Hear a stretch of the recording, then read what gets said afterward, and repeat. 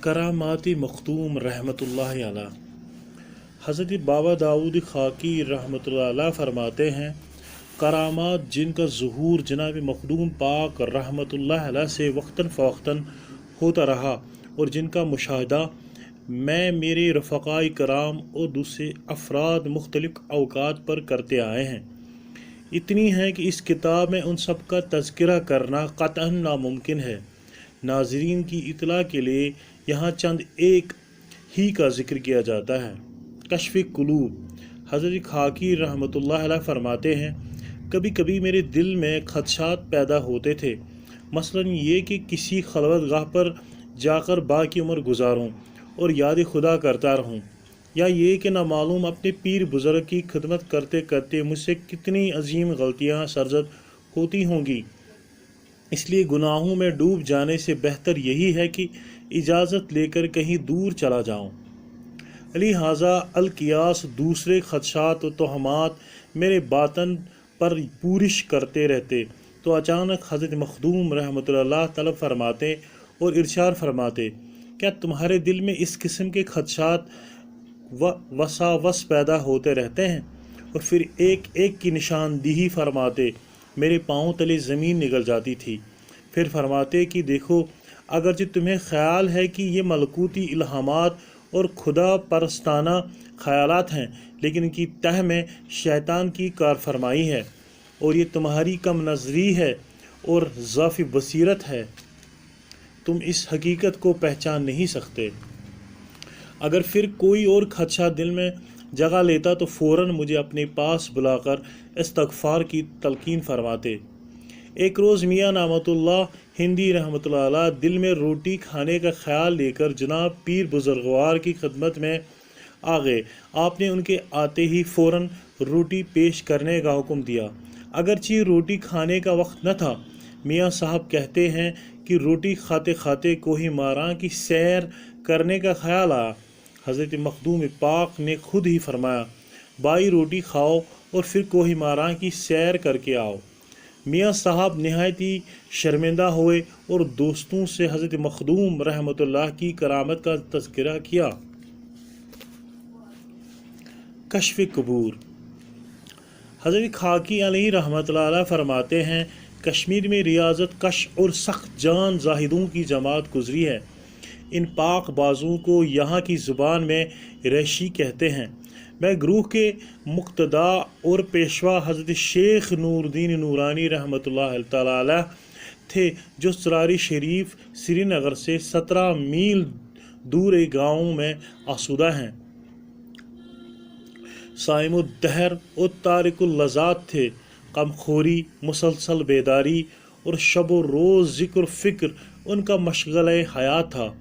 حنفی المذہب تھے، سلوک میں کسی ظاہری پیر و مرشد سے بیعت یافتہ نہ تھے۔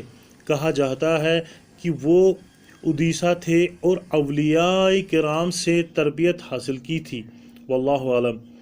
حضرت شیخ نور الدین نورانی رحمۃ اللہ علیہ نے کشمیری زبان میں نصاحی اور حکیمانہ کلام منظوم صورت میں فرمایا ہے، اور ان کے متعلق بہت سی کرامتیں مشہور ہیں۔ حضرت شیخ نور الدین نورانی سے تعلق رکھنے والی درویش گوشہ نشین اور خلوت پسند رہے ہیں، سخت محنت و ریاضت میں اپنے رہبر کی پیروی کرتے تھے۔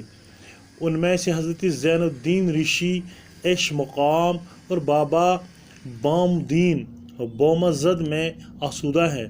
علاوہ ازیں بابا زونین جو پشکر میں رہتے تھے وہیں پر آرام فرما ہے۔ ہر بزرگ صاحب کرامت تھا۔ ہمارے پیر مقدس شیخ حضرت مخدوم حمزہ رحمۃ اللہ علیہ زیارت قبور کی نیت سے ان کے مزارات پر جایا کرتے تھے اور کشف قبور کی بصیرت سے ان کے حالات سے ہمیں آگاہ فرماتے تھے۔ بابا نیکو ریشی ایک مرد صالحہ تھا، اس کی قبر دوسری قبروں میں گم ہوئی تھی۔ نور وز ریشی ایک اور بزرگ ان کا جانشین تھا۔ ایک روز حضرت مخدوم رحمۃ اللہ علیہ بابا نیکو کی زیارت قبر کے لیے مزار پر تشریف لے گئے۔ نور وز ریشی یہ جاننے کے لیے کہ حضرت مخدوم ان تمام قبروں میں بابا نیکو کی قبر کشف قبور کی کرامت کے تحت پہچان سکتے ہیں یا نہیں؟ پیچھے رہے اور حضرت مخدوم رحمۃ اللہ آگے نکل پڑے۔ نورزوز رشی اور دوسرے آدمی یہ دیکھ کر حیران رہ گئے کہ جناب مخدوم پاک رحمۃ اللہ علیہ نے سیدھا بابا نیکو کی قبر پر جا کر انہیں فاتح پڑھی۔ نوروز کے دل میں اعتقاد محبت مخدوم میں اضافہ ہوا اور آپ کے ولی کامل ہونے کا اقرار کیا۔ شنکر رشی ایک مرد مومن و بندہ صالحہ تھا۔ چند سال حضرت مخدوم رحمۃ اللہ کی خدمت میں رہا تھا۔ جب چل بسا تو کوہی ماراں کے دامن میں دفنایا گیا۔ چند سال بعد جناب مخدوم رحمۃ اللہ علیہ بہت سے احباب کے ساتھ وہاں سے گزرے اور مزار پر فاتح خوانی کا حکم دیا۔ قبرستان میں اس کی اصلی قبر نمودار نہ تھی، اس لیے لوگ ذرا آگے بڑھے، مگر جناب مخدوم رحمۃ اللہ علیہ نیچے کی طرف ہی کھڑے رہے اور پھر احباب کو پکارا، بھائی یہاں آ جاؤ، یہاں سے شنکر قبر سے پکار رہا ہے کہ میں یہاں ہوں۔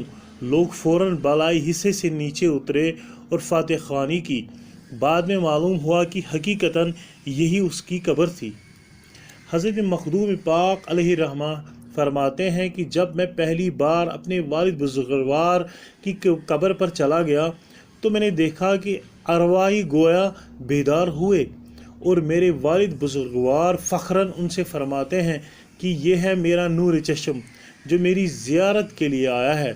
میں نے دعا مانگی تو سبوں نے آمین کہی۔ پھر میں نے چند ایک سورتوں کی تلاوت کی۔